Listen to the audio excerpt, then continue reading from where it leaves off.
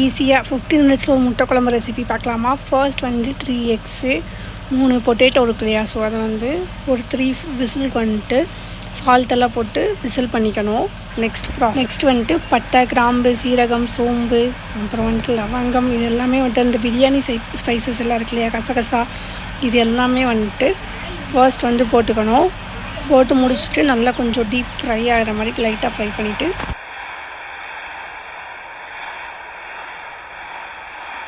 Next வந்து red chilli, tomato, அதுக்கப்புறமா வந்துட்டு வெங்காயம், இதெல்லாம் வந்துட்டு ஓரளவுக்கு ஃப்ரை ஆகிற மாதிரி வந்துட்டு கட் பண்ணி வச்சுக்கோங்க. சின்ன சின்ன க்யூப்ஸாக கட் பண்ணி முடிச்சதுக்கப்புறமா நம்ம வந்துட்டு மிக்சியில் போட்டு பேஸ்ட் பண்ணிக்கிறோம்.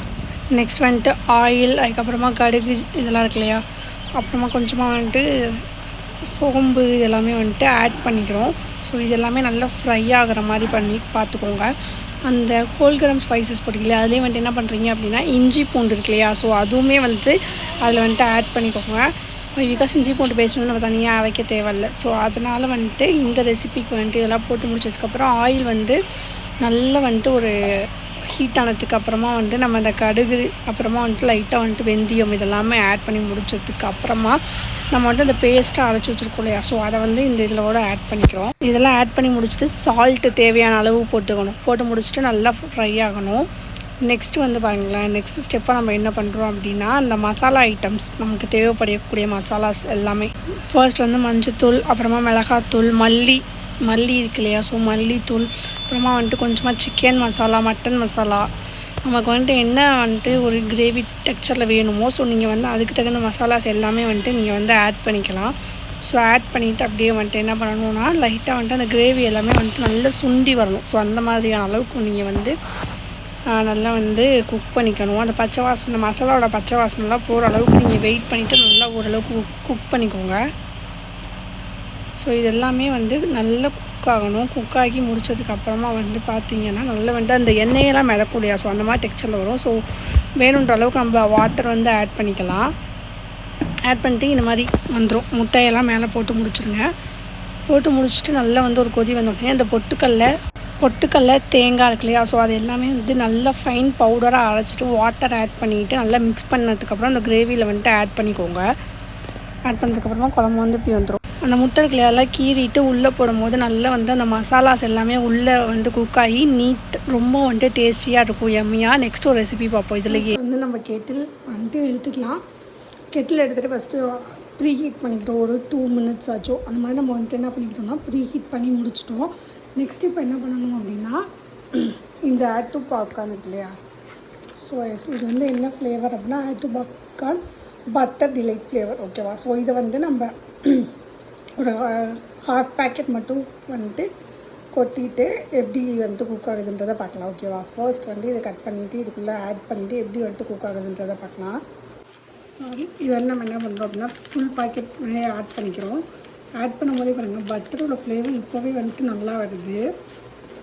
So full and full add பண்ணிட்டு உங்களுக்கு காட்டுறேன்.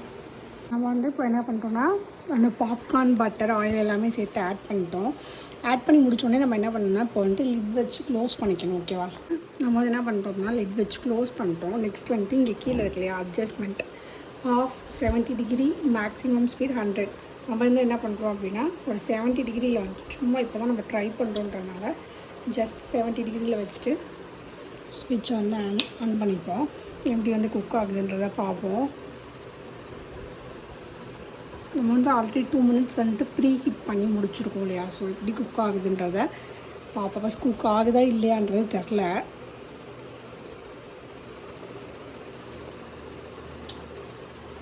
சாரி, இது வந்துட்டு மேக்ஸிமமில் வச்சா தான் வந்துட்டு இது ஆன் ஆகுது. லைக் இந்த லைட் வந்துட்டு ஆன் ஆகி குக் ஆகும்னு நினைக்கிறேன். இப்போ தான் வந்துட்டு ஹீட் ஆகுது லைட்டாக. எஸ், ஹீட் ஆகிடுச்சு, ஓரளவுக்கு ஹீட் ஆகிடுச்சு.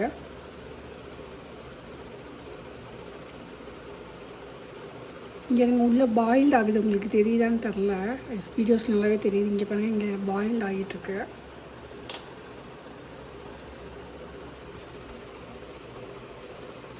ஓகே, இது வந்து குக் ஆகுது நல்லாவே. இங்கே பாருங்கள் வெடிக்குதா, சவுண்டு கேட்குது. எனக்கு வந்து அந்த பட்டரோட ஃப்ளேவர் நல்லா தெரியுது. இங்கே பாருங்கள் சவுண்ட் எஃபெக்ட்.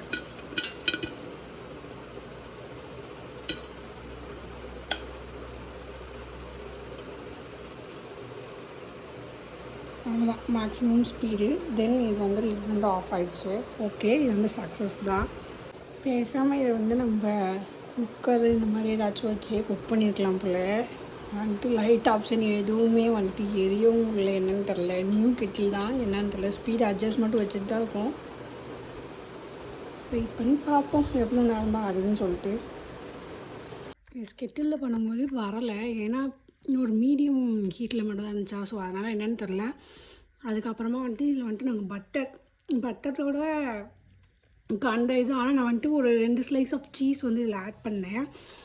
ஸோ ரொம்பவே வந்துட்டு டேஸ்ட்டாக நான் சாப்பிட்டுட்டு சொல்கிறேன். சீரியஸ்லி இது வந்துட்டு சீஸ் வந்து இது பட்டராக இருந்தாலும் பரவாயில்ல, சீஸ் வந்து ஒரு ஸ்லைஸாவது ஆட் பண்ணிக்கோங்க, ரொம்ப டேஸ்ட்டாக இருக்குது.